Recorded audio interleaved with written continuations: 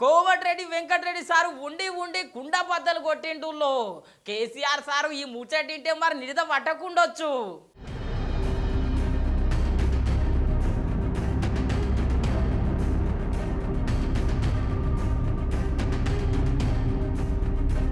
Komatireddy Venkatareddy sir మస్తు కోపంగా మాట్లాడిండుల్లో media చిట్చాట్ల KCR sir చేసిన పాపాలతోనే రైతులకు గీ బాధలన్నాడు.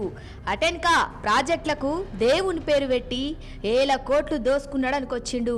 ఆ దాసుకున్న పైసల మీద ఎంక్వైరీ చేయాలంటే దగ్గర 20 సంవత్సరాలు పడుతుంది అనుకొచ్చిండు. ఇంతేకాదుల్లో బీఆర్ఎస్ పార్టీ పని అయిపోయింది.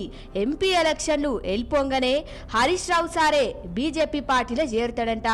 ఇక బీఆర్ఎస్ పార్టీ సీట్లు ఇస్తుంటే మాకొద్దు అని తప్పుకుంటున్నారు, మా దిక్కు ముఖం తిప్పుకుంటున్నారు అనుకొచ్చిండు. గతంలో కేసీఆర్ చేసిన పాపమే ఇప్పుడు గాయనకు తగిలిందనికి వచ్చిండు. గండ్ల ఇచ్చంత్రమేముంది, ముందు బీఆర్ఎస్ పార్టీలా తండ్రి కొడుకులు ఇద్దరే ఉంటారనుకొచ్చిండు. గిట్లా జబర్దస్త్గా నేర్చుకున్నాడులో బీఆర్ఎస్ పార్టీని బీజేపీని. చూడాలే మళ్ళా ఇంత జోష్నున్న కాంగ్రెస్ పార్టీ ఎన్ని సీట్లు గెలుస్తుందో ఏమో మరి.